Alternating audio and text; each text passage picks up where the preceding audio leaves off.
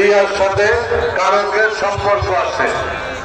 ক্রিয়া হচ্ছে আমাদের তারেক রহমান সাহেব, আমাদের মহাসচিব সাহেব, আরো নেতৃবৃন্দ আছেন যাদের সাথে জনগণের এই চুয়াডাঙ্গার মানুষের বাবু খান সহ শরীফ সহ সবার সাথে সম্পর্ক আছে।